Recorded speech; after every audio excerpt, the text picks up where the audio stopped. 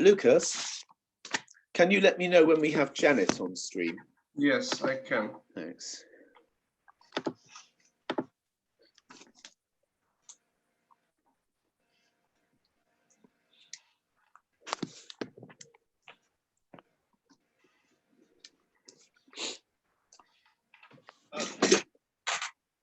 Can you let me know when Janet on stream? Yes, I can.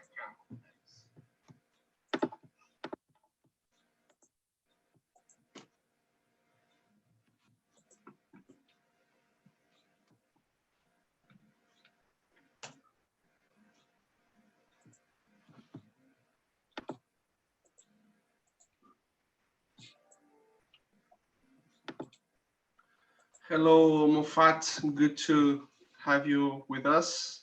Hello, good afternoon.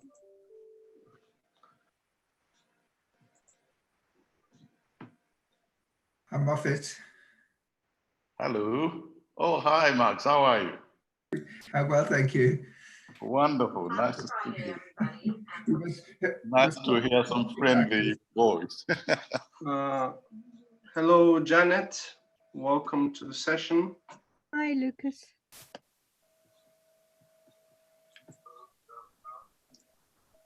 Great.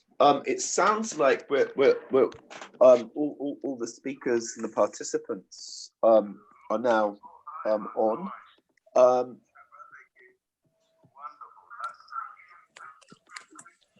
to hear some friendly. I'm gonna mute.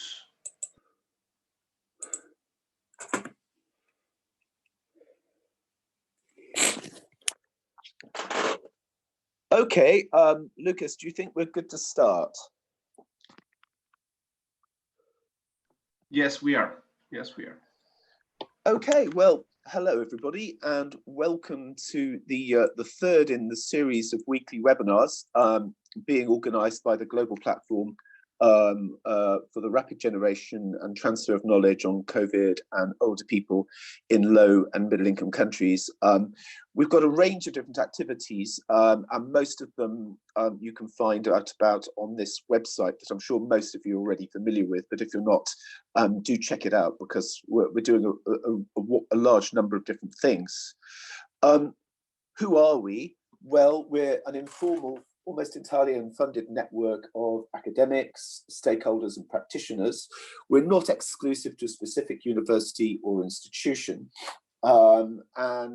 We're mainly run by volunteers. We have had a small amount of seed money from the University of East Anglia, but this is not, as I said, a university-specific intervention. The idea being that we want to include as many different organisations and individuals and be as embracing as possible. So we run these webinars. We've got a website. We publish several blogs a week. We're looking for support to keep this initiative going because, as I said, this is almost entirely unfunded, and I don't think it's going to be very easy to sustain this wide range of activities over the next few weeks unless we're able to get some additional support. Our webinar last week was on ageism, health and coronavirus, and we had over 200 participants, and it was extremely interesting. And one of the things that came out of that was that many of the participants were very enthusiastic about the idea to form a specific group related to ageism and coronavirus, not necessarily exclusively focused on low and middle income countries, but perhaps with a more global remit. And that's something that I'm going to report back after the webinar today. I'll take a couple of minutes to report back about where we're going with that. And I'll also share with you the lineup of the webinars that we're hoping to run in the next month in May. So I'd like to go to the topic of today's webinar, which is older people, comorbidities and coronavirus in low and middle income countries.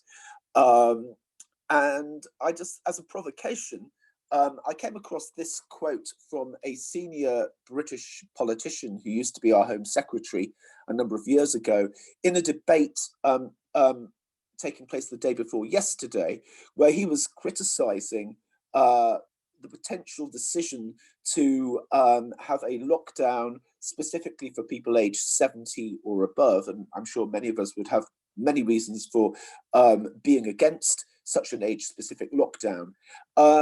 But what I found very interesting was that he stated as fact that age itself is no longer a risk factor unless underlying health conditions are attached. And that just shows the degree of misinformation that's out there, I think, in terms of the relationship between age as a risk factor for coronavirus and other health conditions and how those interact. And that's just one of the issues, the relationship between comorbidities and risk of infection and risk of fatality from coronavirus that needs to be thought about. Of course, we also need to think about how coronavirus itself can affect those other health conditions, both in the immediate term and in the much longer term. And more complex interactions in terms of policies to deal with coronavirus and how those affect older people with complex multiple health conditions, different needs. For example, how does lockdown affect people's access to treatment and medication, which can have many knock-on effects? So there are, even just focusing on the specific topic of older people, comorbidities and coronavirus, there are 101 different questions that we could be addressing today, and they're all very important.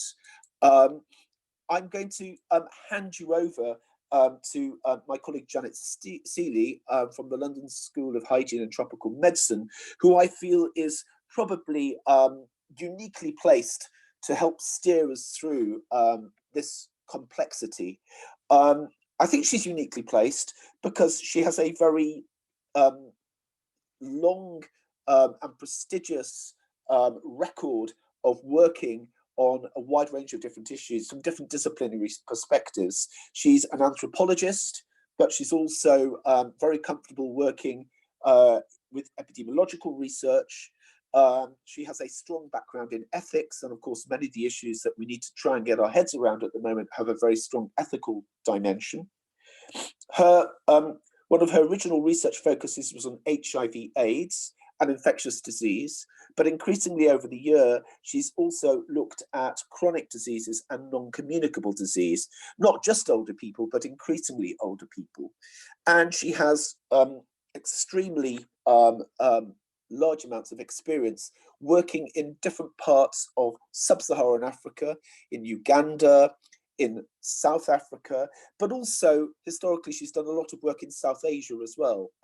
So I think her geographical expertise, her expertise in terms of chronic disease, infectious disease, and the different combination of disciplines that she's been able to bring to bear on these issues means that she's a fantastic person to be able to manage this very complex set of issues that we're going to try to grapple with today. So without further ado, I'm going to hand over to Janet, and she's going to moderate the rest of the webinar. Thank you, Janet. So thank you, Peter. And without indeed any further ado, let's go straight into our first speaker, Vivekanand Jha, who's going to talk about healthcare services for older patients with chronic diseases during the COVID-19 lockdown in India.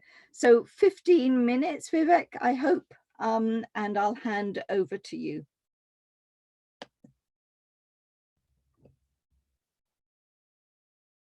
Thank you very much, Janet. Can I have my slides up, please, Lucas? Yes, just a second. Sorry for the transition.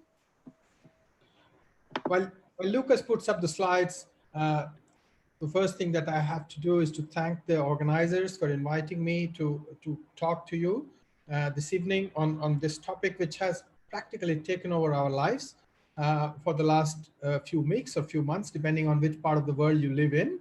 And the conversation around COVID refuses to die, not just because it is an important issue, but it's become, it has brought new terms into day-to-day parlance. And just before start of the webinar, we were talking that until a few weeks ago, most of us did not know what PPE means. But now there is hardly a person, at least in our circle of acquaintances, who wouldn't know that. So thank you once again. And the topic that I'm going to say something about in the next 15 minutes or so is around healthcare services for older patients who have pre-existing chronic diseases, and how is the current COVID lockdown affecting them. And I'm going to use India as my frame of reference. Can I have the next slide, please, Lucas? As you just heard, this is something which I'm not breaking as a secret to you, that people who are over the age of 80 have the highest death rates if they have COVID and if they get to a hospital. And this increase in rate of deaths according to age is pretty much increasing from the time you get up to about 40 years old. Now, the other fact also, which is well known, is that people who have pre-existing medical conditions also have an increased rate of risk of death. And you can see that people with pre-existing cardiovascular diseases have almost 1 in 10 risk of dying. And diabetes has about 1 in 13 to 14, and so on, which you have on this particular slide. And this data is from United States. But if you see on the next slide, please, Lucas, the data is more or less similar from when you look at death rates from China. And here you have another variant included, which is sex. So males have an increased risk of death if they get COVID. And based on these two, I think what is, again, important to emphasize that age itself is not a risk factor for getting the infection, but it is for death from the infection. And a lot of it is due to interaction with pre-existing health conditions. And this becomes more clear in the next slide, which shows you the interaction between deaths and underlying conditions from a cohort in New York. So in the first column, you have age range, starting from 0, going up to 75 and above. The number of deaths that were seen in different age groups in New York. And the one after that is the proportion of deaths. And then the subsequent 2 columns show the number of deaths with underlying conditions and without underlying conditions. And if you look at even the very first row, that if someone has an underlying condition, even when they are 0 to 17-year-old, the risk of death increases. And the same pattern persists down the list of rows and going up to the highest age group, that if people have an underlying health condition, their risk of dying increases, and they make up most of the numbers who are dying. And that is one of the explanations that has been given about large number of deaths in developed countries, because they just have a large proportion of older people. And so that takes us to looking at how the populations are distributed in different parts of the world. And so if I can have the next slide. So if you look at the population pyramid, I have put 2 countries. One is my country, which is India on the right. And the second one is the country from which you saw the data in the last slide, which is US. And you can easily see that starting from below upwards, that the number of young people is much, much greater in a country like India compared to US, where you can see that the bulge continues until very late before finally tapering down to a top. And so just that the larger number of people in a country like US, and the same is true for many other developed countries, are relatively old compared to a country like India, which is still emerging, and large populations in sub-Saharan Africa, for example. Can I have the next slide, please, Lucas? So let's just talk now about the Indian elderly. So what are the unique issues with Indian elderly? Some of them are shared with elderly anywhere else in the world. There are social issues, for example, loneliness. In India, of course, elder abuse has been reported quite a bit. Elders are neglected in households, even when they live in large joint families. because of a number of reasons, because of social issues, but also because of deprivation. When there are issues or resources for which there is competition, often the elderly are the last ones to get benefit of those. Elderly, of course, do not have income security as much as a younger person who is earning has, and elderly have already a very poor access to healthcare. Some of it is related to fundamentally weak healthcare system in India, but also the rest is related to sharing of limited resources. And again, elderly get cut out much easier than a relatively able-bodied younger household people who are earning members of their family.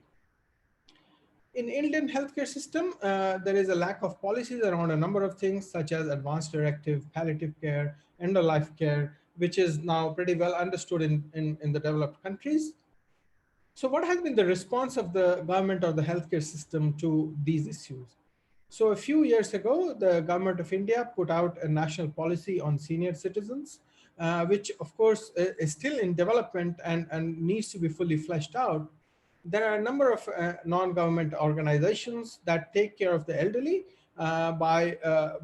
through old age homes and by specific programs to take care of the elderly people.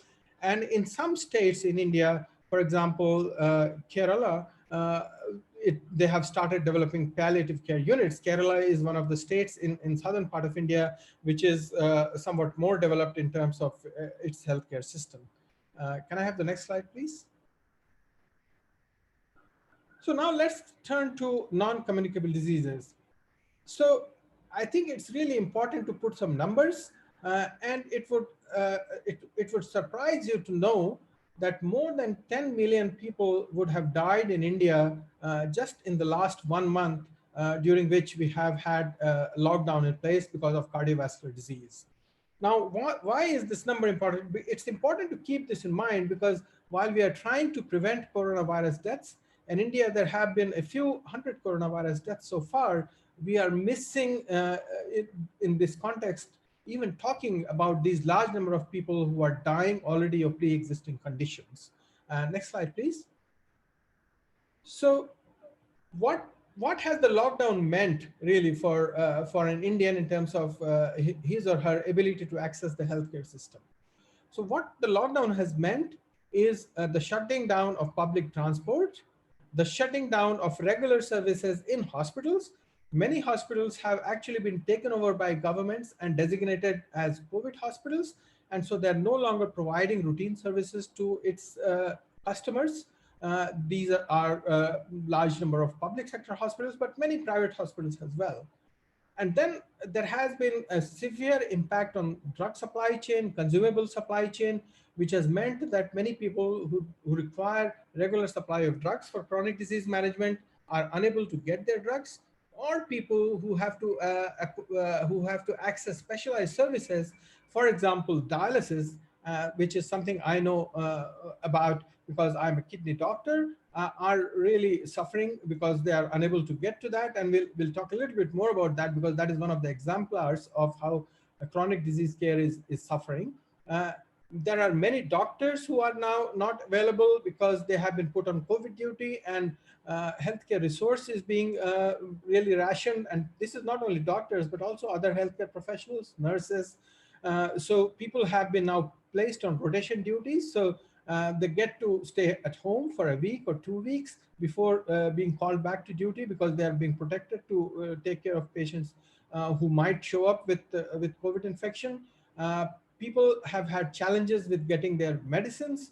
And then, you have a large amount of disinformation going on social media, especially WhatsApp and Facebook groups, with the peddling of fake cures, both for COVID and for how to protect himself or herself against a person against COVID. So which is creating a lot of confusion and pushing people in directions you don't want them to go as a healthcare professional.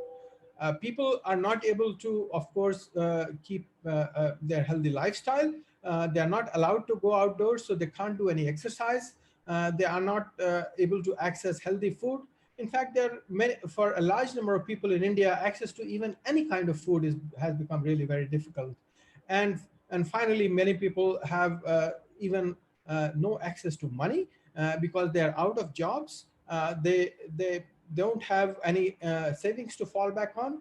And so as a result, one of the first things that they start cutting down on is medical care, because they can't afford to cut down on food, especially for their family and for their children. Can I have the next slide, please? All this has a tremendous effect on the care of people with pre-existing conditions, especially people who are older, already disadvantaged, and have pre-existing conditions. I'm not sure if you have heard of this. This is something which was quite unique to India, and I suspect might have happened in some other developing countries as well, is when the government of India announced a lockdown quite suddenly. A large number of Indians who depend on their earnings by work in informal sector, for example, construction business, or as daily wages workers in various small businesses, they certainly found themselves out of a job. Since they did not even have a regular place to live, they certainly couldn't find a place to sleep. Since they were out of a job, they had no money, and so therefore they had no food to eat. And they find that they were kind of unable to live where they had been living so far. And they had no choice but to try and find their way back home to their villages, wherever their families were. Public transport had shut down, so they could not even get back to their villages. And what started happening is large number of people, as you can see in the picture on the bottom, who started just walking back from wherever they were working back to their homes. This took a huge toll, both not only in terms of their physical health, but also in terms of their emotional health, in terms of their ability to maintain a dignified lifestyle, and so on and so forth. And on top of that, they were often treated quite harshly by the law enforcement authorities who were trying to enforce a lockdown. And they saw that these people were moving in a sort of a caravan. And of course, their ability to access healthcare was the last thing on their minds. Can I have the next slide, please?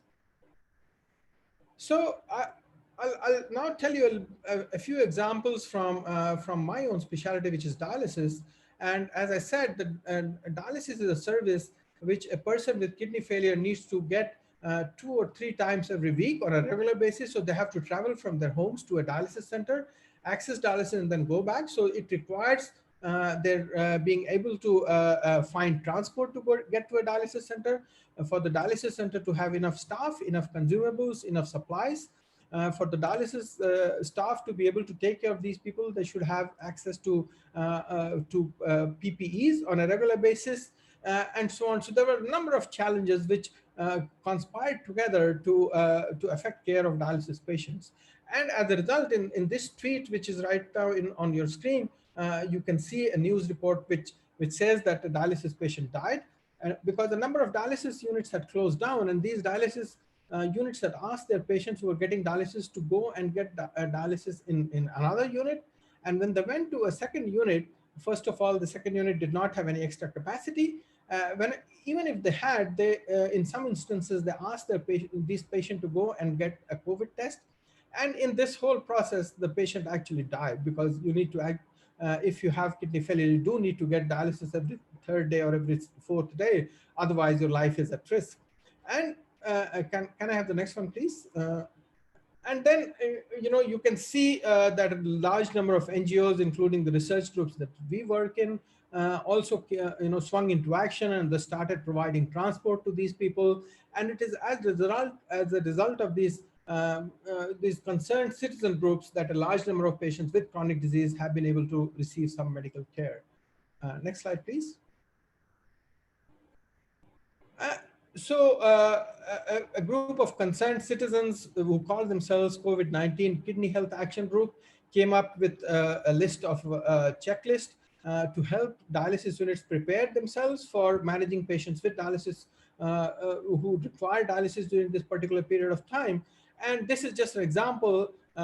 Groups in the organization that I work have actually put out a number of other similar advisories which are helping different cadre of healthcare workers and different healthcare services to continue providing chronic care to people who need that kind of care.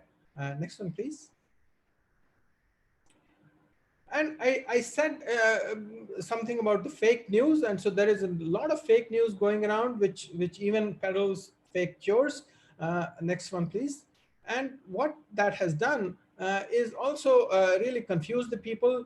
During this time, even healthcare authorities and some responsible bodies have not necessarily covered themselves with glory. And that story we have heard and seen, in fact, playing out in many countries, including US and even in UK.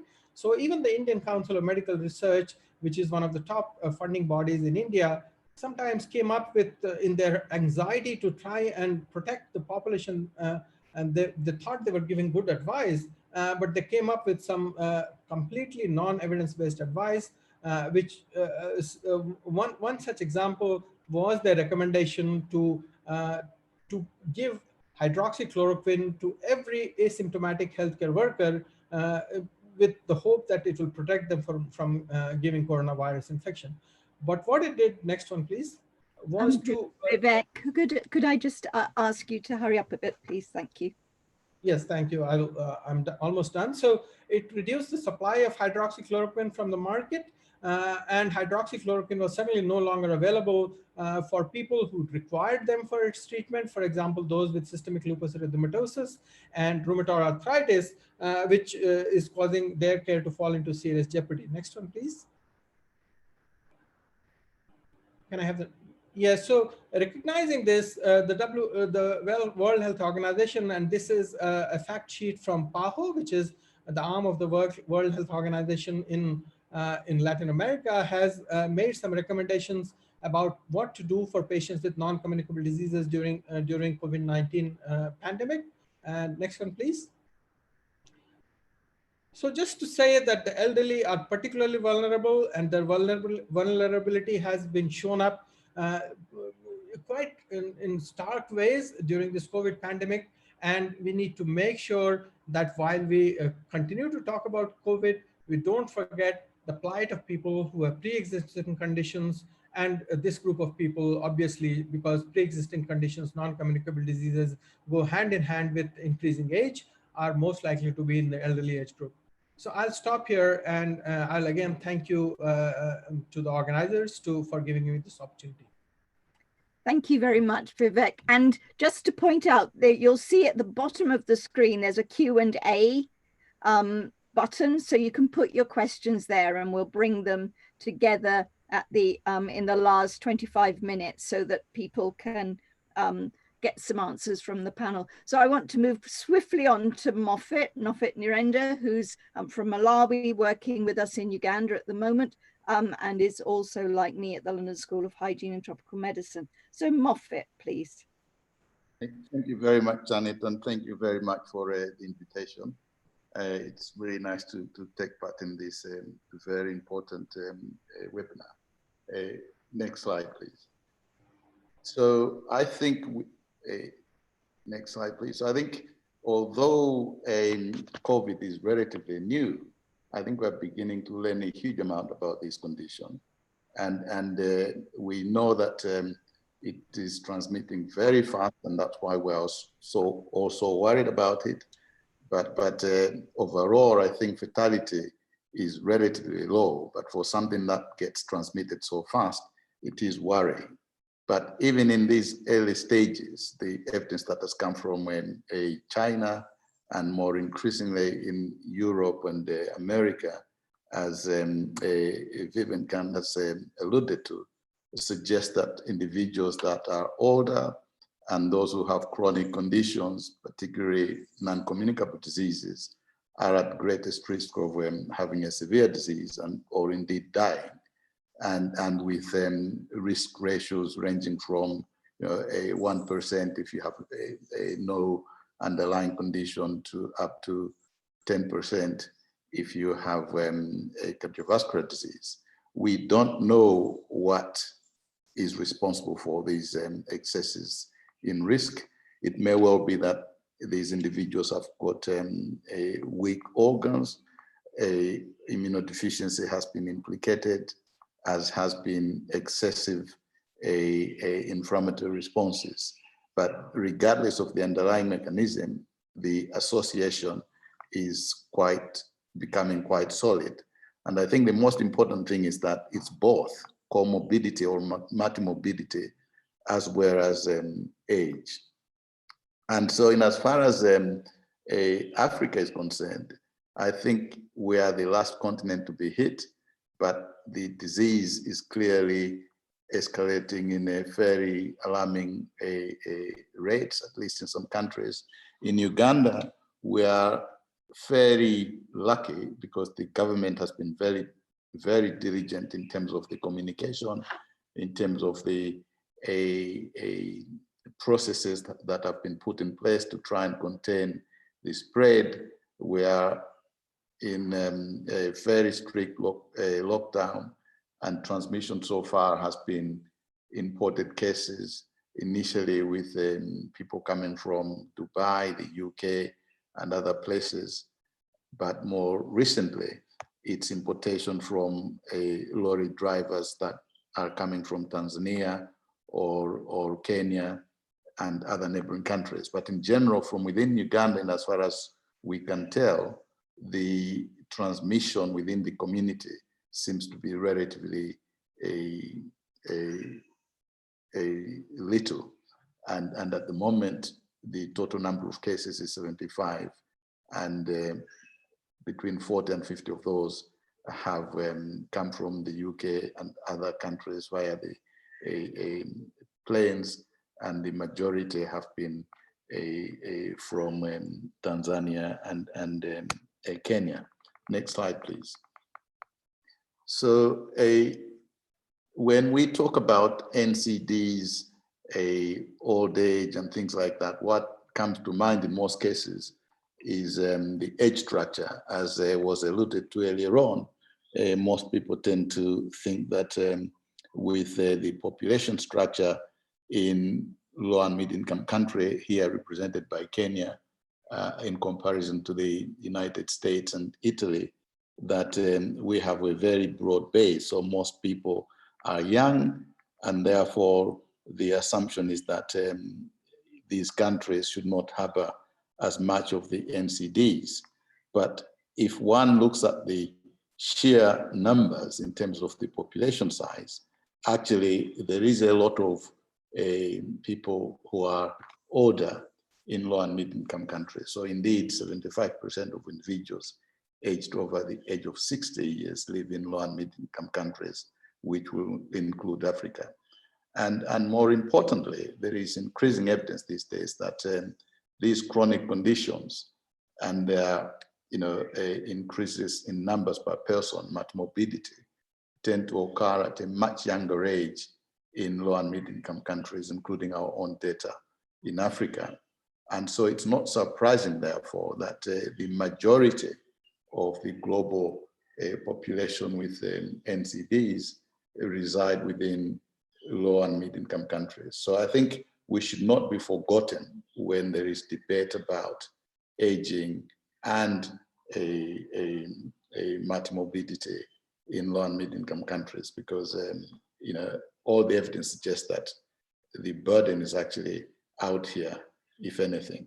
Next slide, please.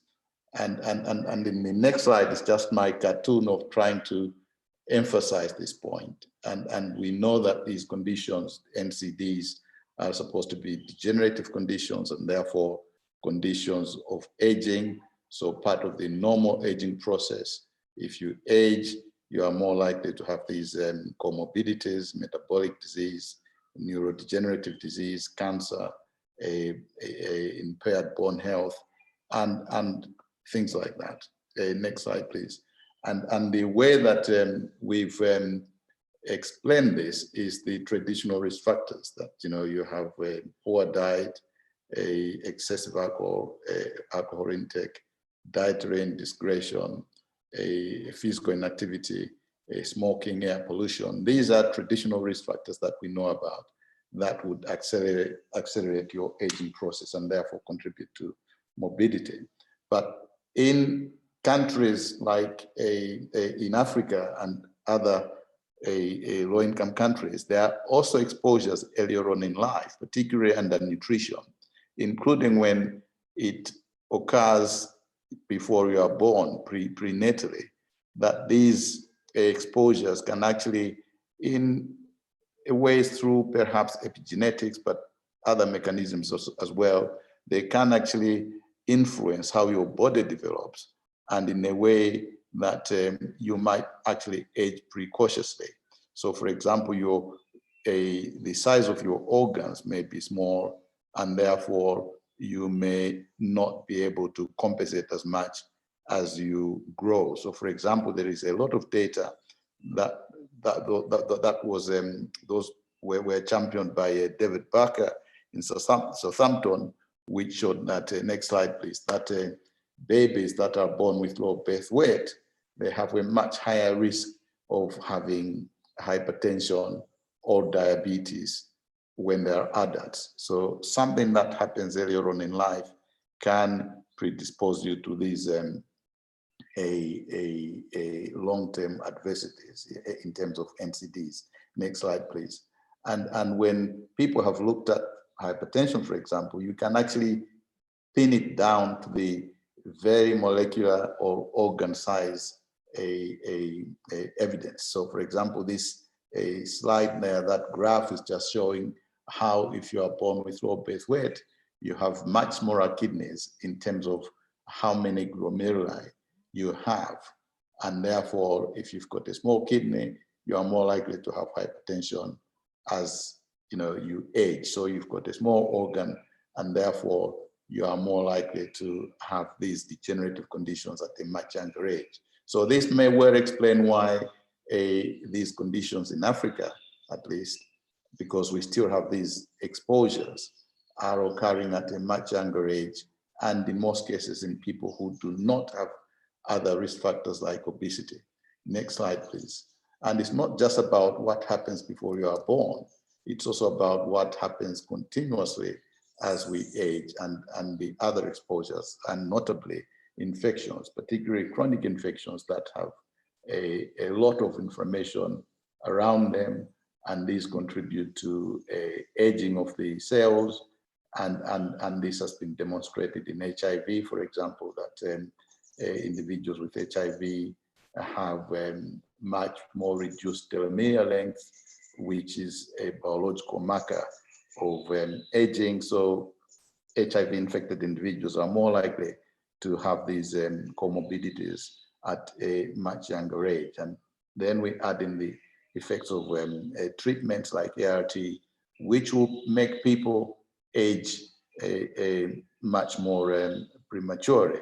I'm emphasizing this because I think we need to move away from a chronological age in itself, but instead someone's ability or other elements, functional elements to assessing age, and sometimes we overlook that. And I remember there were a lot of interesting data from the SAGE work, which showed that if you compared grip strength, for example, which is a very good marker of aging, among Africans versus Americans, Africans have a much lower grip strength compared to the Americans at the same age. To a certain extent that an African would be 10 years older compared to an American if you merely used the grip strength as a measure of that aging. Next slide, please. So beyond the confounding of early life events, as well as a chronic infection and inflammation, there are other specific challenges, I think, that we need to look at when we look at NCDs and aging within the context of Africa. And one is poverty, both because it brings in it undernutrition and infection, which are in themselves a comorbid conditions when it comes to non-communicable diseases. But I think more importantly, because of the a potential cost that they bring, in terms of a catastrophic expenditure on NCDs. And I think the other element has to do with cultural practices. So some of the practices are obviously good. We have extended families which have been very helpful before, although those are now being strained and therefore they are disappearing. You also have this concept of where you retire and therefore you go to the village. And in the context of COVID, I think the villages are probably much safer places to be than townships. So those cultural elements would be protective and are supportive. But there are also a lot of other cultural practices that are particularly bad, particularly when it comes to older people. And I'm thinking of how someone may have stroke and they will be associated with witchcraft, will be stoned, and this is increasingly happening in a number of countries at the moment. I know my own country in Malawi, we are trying to deal with this issue of bloodsuckers and people who kill other people.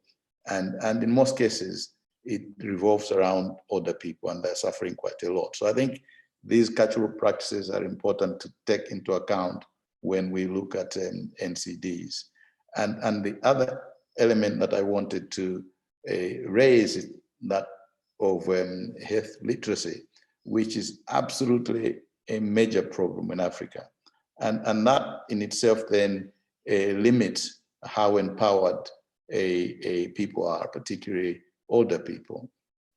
And that, I mean, these elements will also limit whether individuals have access to healthcare or not. So for diabetes, hypertension, for example, less than 20% of individuals with these conditions will have access to healthcare, which is really, really challenging.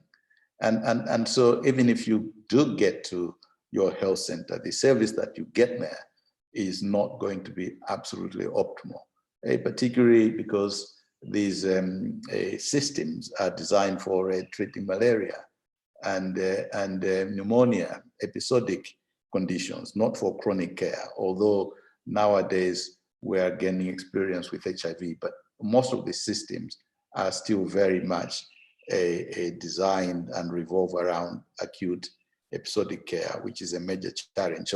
So I'm emphasizing all this because I want to make a point that with NCDs, if you live in places like Africa, then you already start from a very, very disadvantaged position even before COVID comes in. So NCDs at the moment are very poorly managed, and therefore these conditions within the context of Africa are very, very poorly controlled. So you add COVID to this, the situation will be very detrimental. Next slide, please. Is this your last slide? This is my last slide. Yeah, is that okay? So this is just to say what impact will COVID have. I think the impact will be huge because, as I said, we already start from a point where the systems are very weak, not responsive. So when we've asked around, no one has prepared in terms of how clinics will be rearranged to make sure that people can still continue to receive care. There is no mention of how the drugs might be delivered in an imaginative way so that people can continue to receive medication. So when there is lockdown, it's locked down in its entirety, and therefore people are basically just locked away from any form of a health system. So the outcomes will be catastrophic. And more importantly, governments are diverting resources from programs that are inexistent towards COVID, and therefore these programs, which were already suffering, will suffer even more. And my feeling is that we'll end up losing quite a fair amount, even the tiny gains that we started having or seeing in terms of how NCD care is provided. Those will be swept away. And so although we don't have all the information or trying to engage in research in terms of what impacts might come through with COVID, I think one can guess that the impacts will be huge.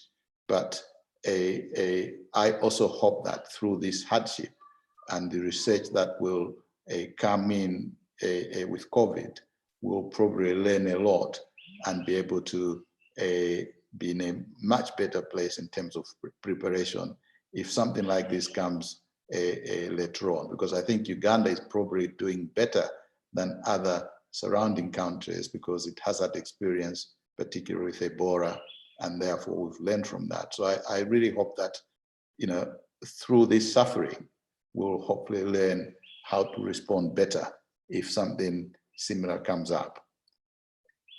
Thank you very much. Thank you very much, Moffat, and we particularly like the evening birds in Uganda that are singing to us. Sorry.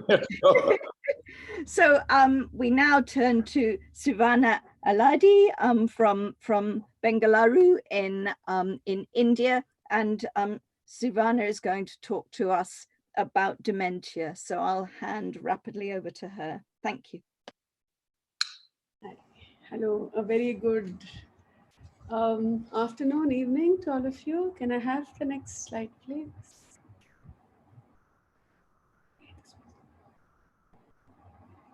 Right. So for some reason, the title slide hasn't come, but that's fine. So the topic is dementia and COVID-19, perspectives from South Asia. It's a tall call to talk about one perspective from South Asia, but it's an important perspective because we constitute about 1/4 of the world's population, making it the most populous and most densely populated geographical region in the world. The other characteristic about South Asian countries are that they have large inequalities in living standards, in life expectancy, and access to resources because of differential economic and social changes in the country. Next, please. What is also unique about South Asia is that we are a very diverse community. We have very diverse communities. There are more than 600 languages that are spoken here. Many religions of the world have originated here. We have both very high functioning literates and illiterates. Can I have the next slide, please? So we are on this cusp of modernity and tradition.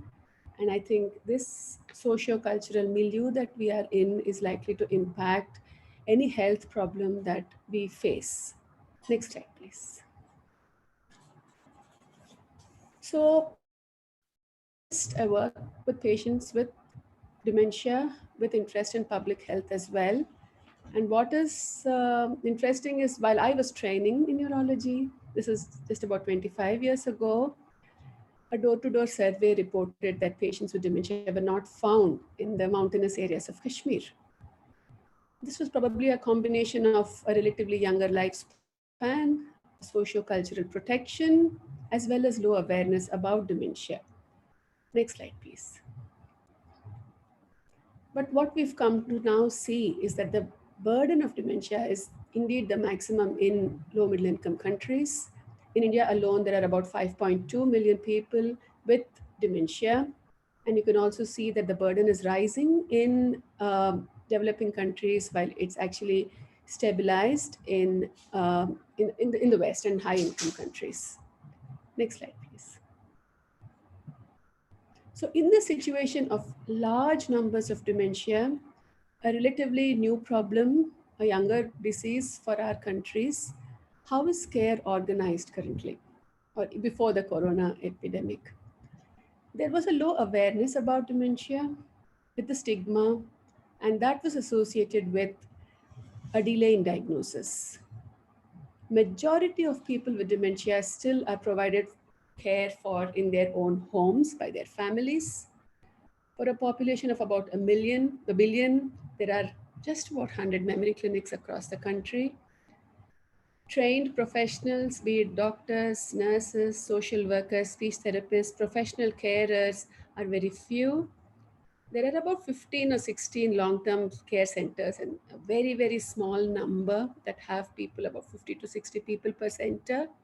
Psychosocial support provided to informal caregivers is limited.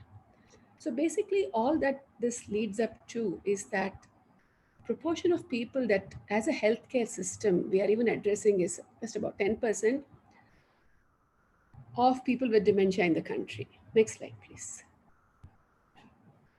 I think you have the older version of the presentation, Lucas.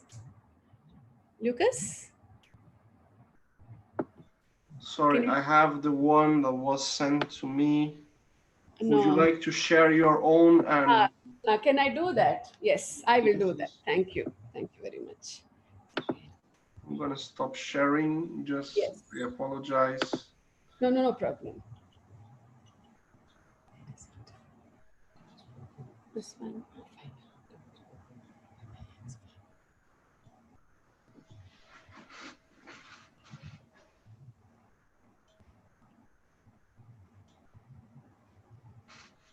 Can you see my screen?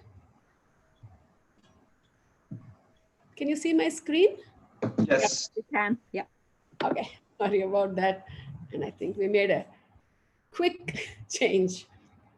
And finally, in this background of very few help, very little support that is there for persons with dementia, cost of care is also very high, and nearly 64% of expenses on medical care itself come from out-of-pocket expenditures. So therefore, when we're talking about a South Asian perspective, we're talking about a high disease burden in a diverse socio-cultural milieu, in the background of limited resources, and considering the number of people we are seeing very little evidence about what is really happening. And in this background, we have the COVID-19 pandemic. Numbers suggest that there are about 36,000 people with COVID-19 infection in South Asia with 1,500 deaths. And in India, the first 3 cases were reported in medical students on 30th of January 2020. The first death was in a 76-year-old man with comorbidities and history of travel. And today, as we speak, there are about 17,000 persons with COVID infection, 718 deaths. And you can see from the map of India that the disease burden is extremely variable across different states. So it's not just one country, it's a subcontinent really. And states that have a lot of high density of people with travel history are affected more than the others. So making management that much more difficult. And culturally, we have low awareness about the spread of disease. Intergenerational families are living closely together. And as mentioned by the previous 2 speakers, we have the unfinished agenda of infectious diseases, nutritional diseases, and the super added endemic of non-communicable diseases, right? Increasing the levels of comorbidity in upper elderly people with dementia. So we are clearly unprepared for the pandemic, and this has exposed many of our vulnerabilities, medical, social.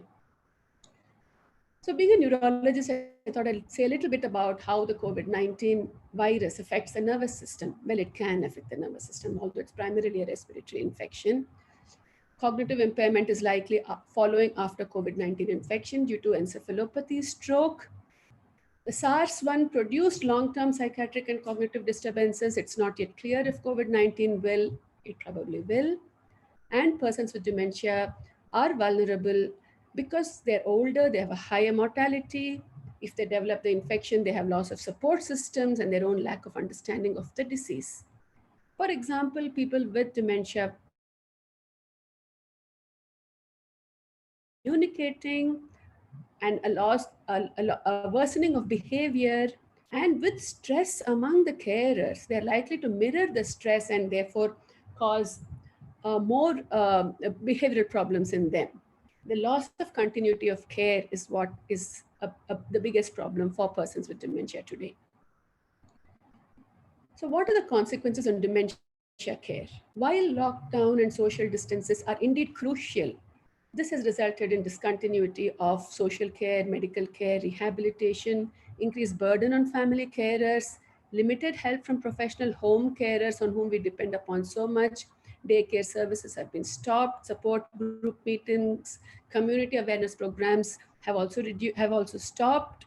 In person, long-term care facilities have dwindled in their staff. There's difficulty in accessing medical services for comorbidities with uncertainty about the future. So there's clearly an emerging need to adapt existing services for persons with dementia. The good news is the government has been extremely proactive in all these countries.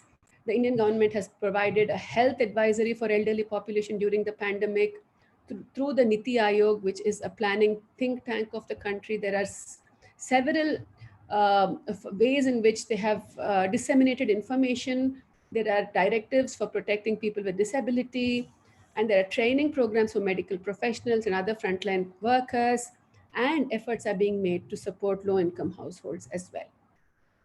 This is the app that has been developed by the Ministry of Health. It's called the Arogya Setu app. Basically, Arogya means health and Setu means bridge. It's meant to connect essential health services, people from the government, with society, with healthcare workers. So you have three systems trying to, being bridged with this app. Hospitals, like where I work, we are providing service for our patient population, guidelines on how to care for elderly with dementia. NIMHANS, where I work, is a premier neurology and psychiatric institute. There is a massive telemedicine program that is being done here for providing mental health care as well as support for carers with dementia. The Indian Academy of Neurology conducts series of webinars. Our clinic provides support as well. But more importantly, we have strong NGO support from our country. The Alzheimer's and Related Disorders Society of India, ARTSI, just founded in 1992, has 20 chapters across the country, and they have been very actively involved in providing support in general for dementia. And during the COVID days, translation of existing services into online modes. So this is ARTSI Hyderabad, which is conducting a Zoom meeting for its carers. And there are WhatsApp groups where there's an active discussion to support carers and elders during this period. ARTSI Mumbai, ARTSI Kolkata, in the print media, on Facebook to boost the morale of dementia families. The other NGOs, the Nightingale's Medical Trust, is one of the few long-term care providers in India. And when we speak to the administration, Dr. Radha Murthy, she says they're needing to allocate resources for providing cognitive stimulating therapy to maintaining hygiene among persons, among the staff itself. They're understaffed, but they are constantly motivating their staff to provide care for people in their residential care systems. You can see Prem Kumar Raja here tweeting to the Prime Minister, raising awareness for long-term care in the Indian context. They've also been very fortunate. A lot of advisories have come from international support organizations. The Alzheimer's Disease International has released a position paper. Alzheimer's Association of America has provided a lot of guidelines, and STRIDE, which is a 7-country research program on improving quality of dementia care in the world, strengthening responses to dementia in developing countries. They have also been very proactive in disseminating information about dementia care. Some positive observations from this is that clearly we value our elderly. So traditionally, the older people, we're hanging on to them really, and we really do not want them to fall sick. So there is a lot of effort in protecting them. Our cultural practices of addressing stress, in talking to people, yoga, meditation, they're all coming up as ways of dealing with stress. And I think what is most reassuring is in a system where the medical was very separate from the social and from the policy in public health, this is probably one of the first few times when they've actually come together. Doctors are talking to public health experts, policymakers are talking to healthcare workers, and society is in touch with both. And this, I think, is something that is heartening to witness. I spoke to one of our persons with dementia, the carer, and she said, I haven't spent so much time with my husband with dementia. I'm noticing a lot of problems that he has, which I didn't before, but at the same time, I'm able to address them But really, social isolation is not very good for persons with dementia. So there are some positive observations, and there is an opportunity to reframe care with a new version of existing models of service. We don't know what will come particular webinar has been so good for us to organize our thoughts, contact all the stakeholders for dementia in India just to prepare for the seminar. And it's important to be prepared and anticipate emerging problems, to be alert about the dynamic situation of COVID-19, to align closely with the exit strategy of the government, which will probably come in a few weeks' time, and to adapt and transition all existing services and support for persons with dementia to the new normal. This will clearly require close collaboration, coordination between all stakeholders, and development of a strategy that can protect interests of persons with dementia and their families. Finally, to conclude, in the South Asian context, it's important to understand that understand COVID and dementia in a framework of high disease burden, a public and health social care system that is already strained, and in the context of significant diversity in socio-demographic and cultural factors. The variability in healthcare systems, a potential worsening of the economy, and unpredictability of future in a dynamically evolving situation will add to this impact. So there's an urgent need for all stakeholders to come together to reimagine dementia care, adapt services to the prevailing situation. The hope and opportunity lies in the dissolution of traditional boundaries of medical, social, and policy, as are evidenced by the efforts that are going on in India today. So with that, I'd like to thank you. There's a list of references, but these are the various stakeholders that are currently engaged in coping with the problem. Thank you. Thank you very much. So what we're going to do now, we've got 6 questions, or actually about 4 questions and a few comments in the question and answer slot. So I'm going to ask the speakers to consider the questions. I'll just quickly summarize those. And then Max Bachmann from UEA will give about 5 minutes of comments while the panelists get a chance to think about answers. So, and please do carry on putting up questions. So I think there are a couple of questions, Vivek, particularly asking around the ratio of palliative care hospitals to home in Kerala, and then also pointing out that India has donated chloroquine to Mauritius. That's more of a comment, but asking if there is evidence, I think this particularly in India, and perhaps Savannah and Vivek can comment on this, evidence on deaths by class, age, gender in the settings. And then a comment really asking, reflecting back on the impact of COVID on the different lower middle income countries by age, and really, the risks for older people of NCDs. But I think Moffat may want to have a comment about that, given the attention he's drawn to NCDs affecting people at a younger age in some African countries. But I think then a point, particularly for Savannah, who's been talking about the really interesting interventions in India using telemedicine, is really how can that reach impoverished people in slums and rural areas. And I think that's also a comment that the other speakers may want to reflect on. So while you give a little bit of thought to those questions, Max, can I ask you to give your remarks? Thanks, Janet. So I'll show my face. So very briefly summing up, we've had a wide range of inputs from around the world, showing some of the main problems of the COVID epidemic on older people. And these include problems of how the lockdowns have aggravated or reduced access to health services, how problems have particularly arisen for older people. We don't have a lot of data, and most of the data we have from around the world is actually quite inaccurate.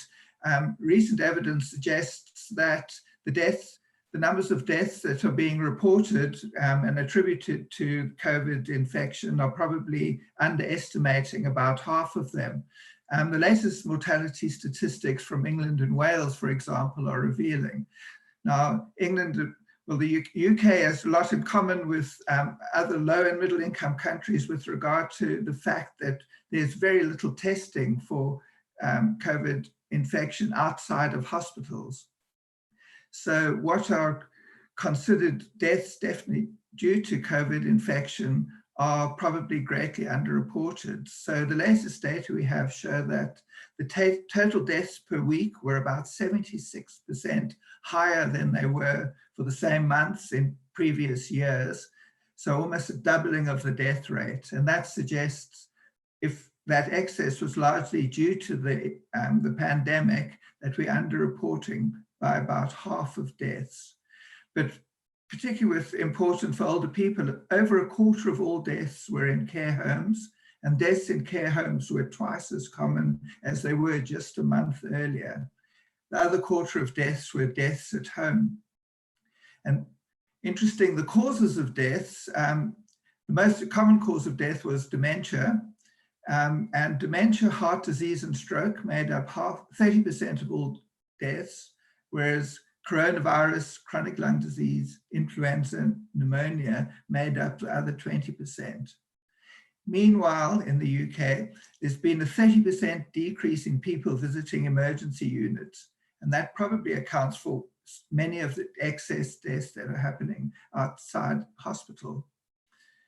As we've heard from Professor Jha and Dr. Ali, there have been, and Prof. Nurenda, been great reductions in access to hospital services in South Asia and in sub-Saharan Africa, and the lockdown is creating great problems with this regard.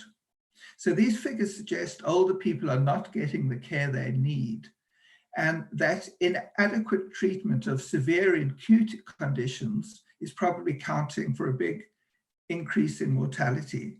But also important is the lack of control of chronic conditions, with which Prof. Nurenda emphasized, and showing how the COVID pandemic and the fact that people with comorbid chronic conditions are most likely to die following COVID infection is really drawing attention to the importance of control of chronic NCDs.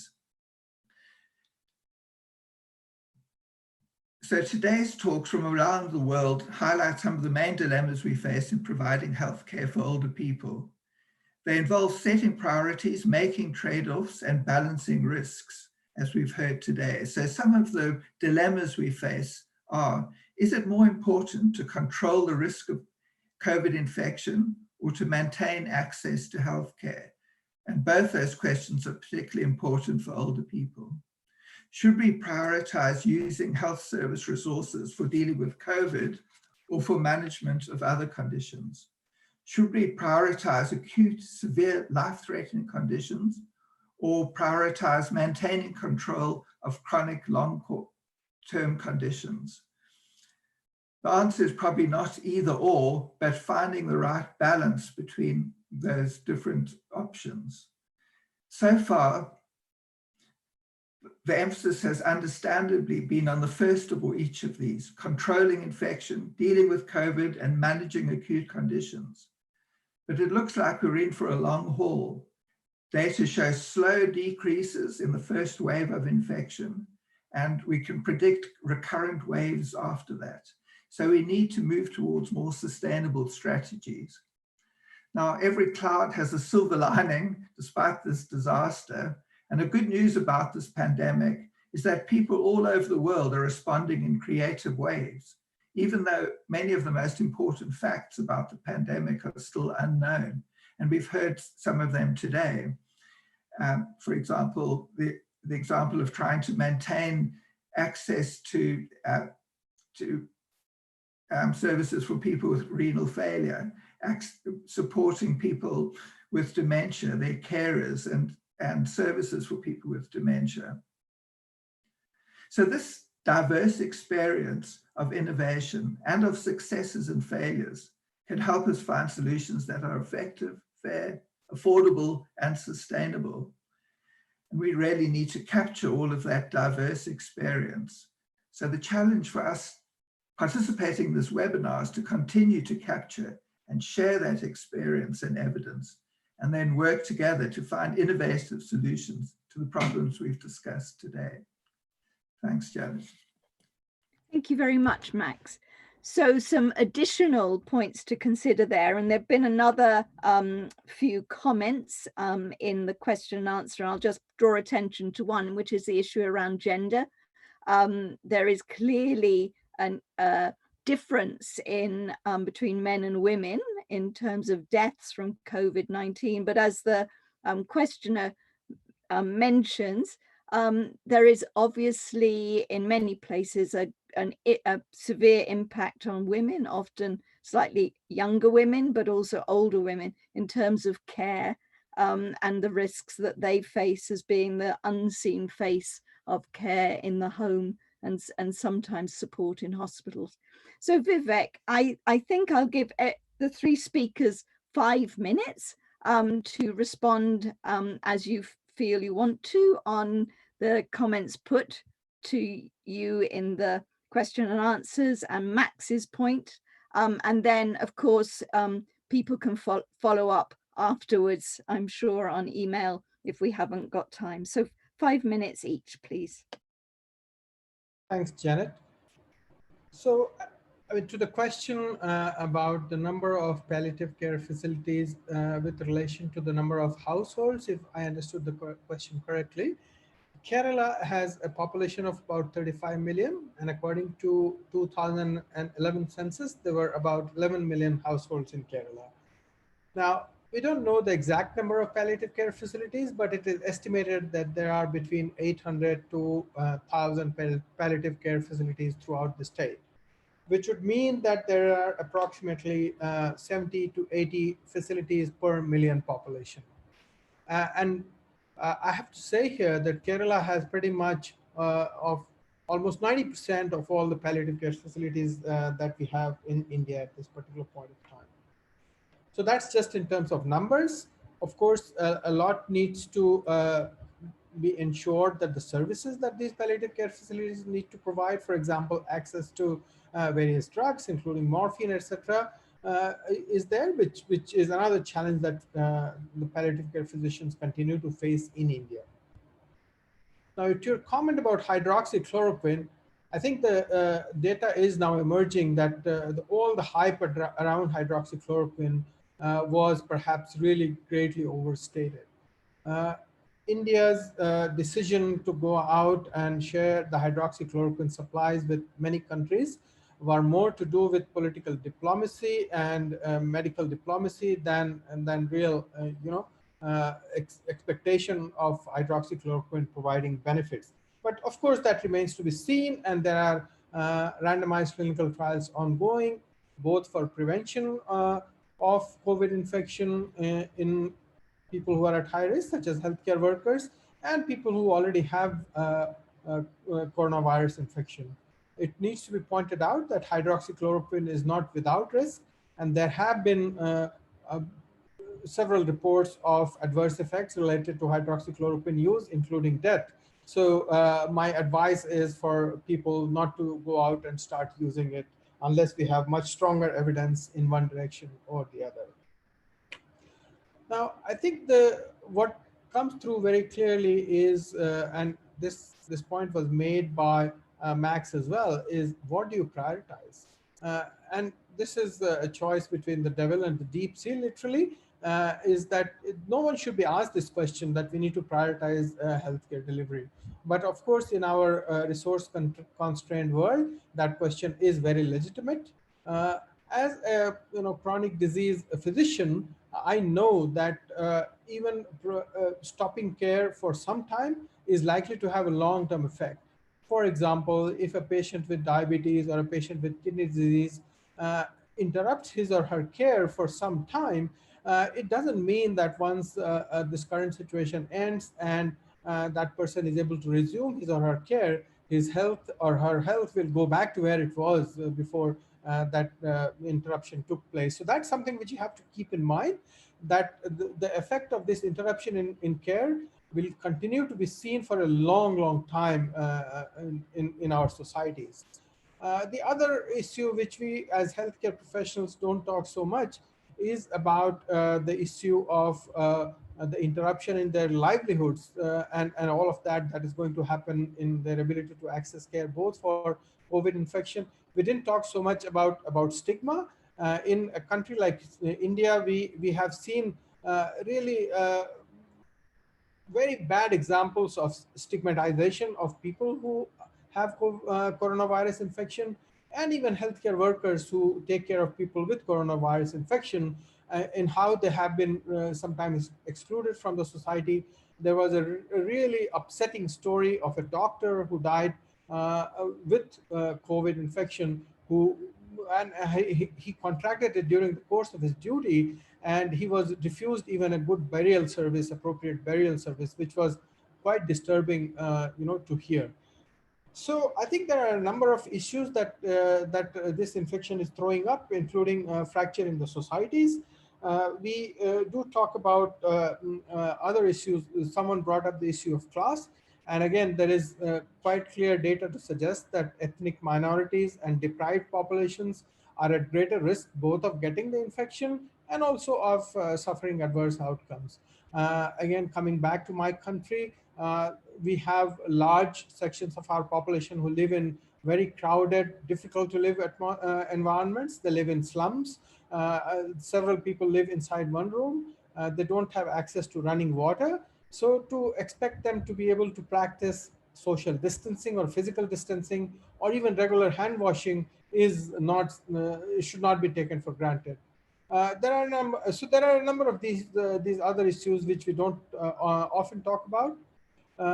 But like you said, there is always a silver lining to this huge dark cloud.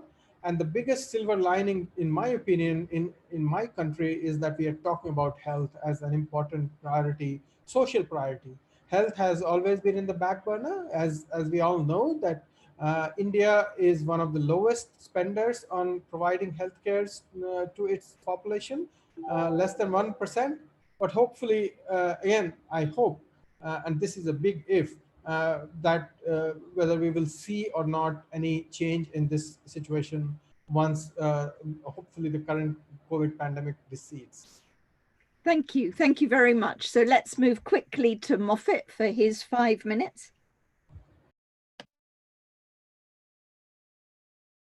Hey, thanks very much. So I think, I've really enjoyed listening to everybody else. I think, as far as Africa is concerned, clearly we have so many transitions going on, at the moment, nutritional, epidemiological, and then we've got COVID. But in terms of the older people, I think we're going through a transition where in terms of how best do we support older people. So we still have the traditional structures, but increasingly there will be institutional support, but that's not there yet. So I think the first problem that we have, and that needs to get into prioritization, is actually identifying, how big the population is. So in most cases, we actually don't know. So we don't have that target number of individuals who are in this population. And that's a major thing. So my feeling is that there will be a lot of people just suffering the hardships in their rural areas and essentially well forgotten. So that's one element in terms of the metrics. And the other element, which I tried to highlight earlier on, is that the environment here entails that a lot of people actually age much faster. And so if that's the case, then we can't say, well, in the UK, the age that someone is particularly at risk is 60 or 70. We need to develop some metrics here. Otherwise, a lot of people will be left out and will suffer. we've gone through this in terms of other areas of biology. For example, when it comes to a BMI, we know that if you live in India, for example, you have a much higher risk of having diabetes or hypertension, even at a much lower BMI, to such an extent that people have advocated for their own cutoffs. So I think that will be the same when it comes to the hardships that people suffer from the aging process, that individual out here start suffering these consequences at a much younger age. So the bracket, I think, has to be defined with in a context specific fashion. But in general, I think the a magnitude of the burden in Africa is going to be absolutely huge. You don't know where to prioritize because infection and the nutrition and other elements of poverty are just so rampant, and the health systems are not there. And at the moment, things have essentially collapsed, and there are no clinic attendances. So it's going to be really huge. I just don't know where one would start to prioritize. But I think, in my view, I would have thought that this is an opportunity to start recalibrating things in terms of identifying how big our population of older people is, and really understanding that it's not just going to be 50 plus, it has to be at least 50. So those are the issues that I would prioritize in as far as what we can contribute. But clearly, the magnitude of the problem in Africa is going to be phenomenal. Thank you. Thank you very much, Moffat. And then to Suvana, please.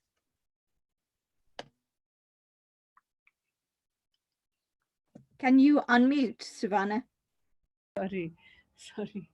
Yes. So I'll take the question from couple of questions from Penny and Kate. So thank you for your questions. And so the question is, how is telemedicine helping impoverished people in distant areas, and can it realistically reach these populations? In fact, this is precisely what we've been thinking so much about over the last few weeks. NIMHANS, where I work, started its telemedicine services in 2005. So our institute has a fair amount of experience in telemedicine. It's a doctor-to-doctor telemedicine system right now. So you have to be a registered doctor at the other end. So, and during the COVID, during this pandemic, the kind of activities that have happened are to spread awareness among doctors, to train doctors on how to manage the crisis, to provide mental health support. Many of our psychiatrists and doctors are actually spending a lot of time with their patients on using the service. And 2020 telemedicine guidelines for India are being developed along with the government of India from NIMHANS to make it as patient friendly as possible. I tried telemedicine for a person with dementia a few days ago. Very difficult to develop empathy, to express empathy. But if you look at the guidelines of American Academy of Neurology, people who've done it for some time seem to be able to do it. And I think we will have to use telemedicine and to reach more and more people. And that has to be done systematically. So we will know with time. The second question from Kate. Thank you for your comments. Yes, so you ask about if there are any gendered impacts that we have seen in our observations. How can we ensure that both older women and men can continue to access the ongoing healthcare and medication they need? Have you considered gendered impact on carers, especially older women who continue to shoulder disproportionate care loads? This is so true, and it's very sobering. And as I mentioned, we are unprepared for this, and our vulnerabilities are going to be exposed. And indeed, it's going to be the older woman carer who is going to face the brunt of it all. So I think, so when we develop care programs, we will really have to focus on the most vulnerable of the people, person with dementia, the older woman who's providing care for dementia. And yes, this has to be factored into our care programs. And I think some hope. In India with dementia, we were trying to develop a model for that would work. Would it be home care? Will it be day care? Do we need to set up more and more residential care systems? Will long-term care work? And when something like this happens really, and we see what works at times like this, culturally, what are our ways of life that are actually helping us? What might be a big risk for us to take? Do we have to set up hundreds of long-term care centers? So what this pandemic is giving us is some insights into what might work and what might not work. I mean, that's literally a very thin silver lining. So it will help us hopefully protect the most vulnerable in our population. Are there any other questions that I can see? Yeah. So my comment on potential cognitive impacts of COVID-19. So I brought this up because I'm a neurologist. People with COVID-19 can have seizures. They can have hypoxia. So they have reduced blood supply to the brain, causing stroke. They have reduced oxygenation of their brain.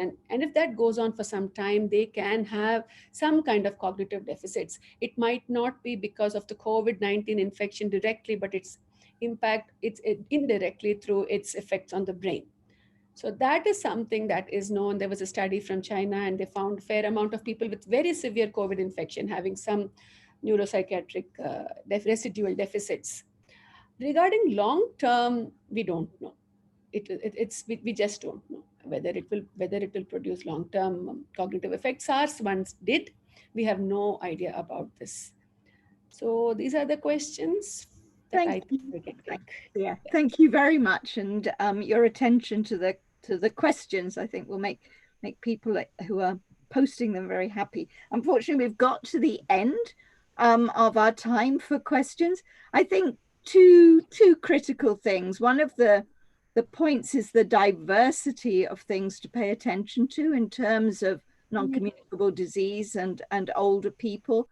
And I think one of the great concerns, particularly with lockdowns, is the deaths that we will never hear about, that Granny maybe, she has a stroke and simply is not taken even for the care. As Moffat said, some of the things that we're getting in place to address non-communicable diseases, we may be losing them. But I think we've had some hints from Vivek and from Sivana and from Max and also from Moffat of some of the positives, the thin silver linings of the fact that we are paying attention to health. And I think our responsibility, which everybody is shouldering who joins these webinars, is to bring the older people's perspective to the fore. So I shall hand over to Peter because I know he wants to wrap up with the last 5 minutes. Well, Janet, thank you so much, and impeccable timekeeping, by the way, as well. Exactly 5 minutes. Yeah, I just want to very quickly do 3 things. Firstly, I just want to flag our forthcoming webinars. So the idea is to try and hold one every Friday, and we've already identified topics for the next 3 weeks. So next week, we'll be looking at care homes in low and middle income countries with regard to coronavirus. And that will be, we're hoping it will be jointly organised with a separate network called the Long-Term Care COVID Group, organised by Adelina Comas, which has been very active in this area. As it happens, actually, we published a blog on our website yesterday about coronavirus in Kerala, and it includes a wonderful, positive and inspiring story about a particular response that's been taken by a government-run care home in the Indian state of Kerala. So you may want to check that out. It is on the blogs tab of our website. The following week, we'll be looking at lockdowns, and clearly that's something which touches on everything that we're interested in, and we've heard from Moffat about the positive effects of lockdown in Uganda, at least so far, in terms of controlling community-based transmission of coronavirus. And we've heard from all the speakers about the many negative effects in terms of access to treatment, stress and mental health of older people as well as people of other ages. So we're going to dedicate an entire session to this, and we're hoping that we will be able to take particularly a rights-based approach to this issue on the 8th of May. And we already have confirmed speakers from Human Rights Watch, HelpAge International and other organisations. So that should be interesting. A question just came through about what times these sessions are going to run. We're planning to run these sessions from now on at 2 o'clock UK time, every Friday, because we're very conscious that the International Federation of Aging is also organising some excellent webinars, which tend to start at 12 o'clock UK time and last for about an hour. So it is nice to give people an hour's break so they can rest their ears. On the 15th of May, we're going to look at pensions and social protection, and that will include the launch of a new edition of the HelpAge International Guidance on Pensions, which has already been quite widely applied in a number of low and middle income countries in terms of trying to reduce risks of infection and also possibly bundling in new kinds of interventions around the distribution of pensions to deal with problems caused by coronavirus. So please do keep an eye out for our forthcoming webinars. Next slide, please. Our previous webinar, as I already said, was on ageism. We've now, that led to a lot of interest. So we set up a special tab on ageism on our website. That included an invitation for people to complete an online form if they're very interested in this area and they wanted to play a leading role in developing these activities. I think to date, 20 people have responded to that, which is really, really good. Early next week, I'm going to email all of those people on a mailing list about what next steps will be taken. So some of those may be listening in now. If you are interested in this issue, there is still time to complete that online form. We do a weekly newsletter. Our next one will probably be going out on Tuesday or Wednesday, and I will also update about new developments in that area in the newsletter. Finally, last slide, please. Thank you. Thank you to everybody, especially thank you to Janet, who has done a fantastic job of managing this complicated session. And has really done a fantastic job. And I think the points she made at the end of the session were particularly useful and important. Thank you to Lucas for managing the logistics. And Lucas is currently writing up his PhD. He's doing a lot of teaching. He's doing many other things too. So the fact that he finds time to do this as well is really quite impressive. Thank you to our speakers. Thank you to our participants. And thank you so much to the many other people. I've listed some of them here. I'm sure there are others who haven't got around to listing, who are supporting the whole range of activities that we're developing on this platform. So thanks, everybody. Stay safe, stay well, stay sane, and hopefully see most of you next week. Goodbye. Goodbye. Thank you very much. Bye. Thank you, everyone. Thanks, Janet.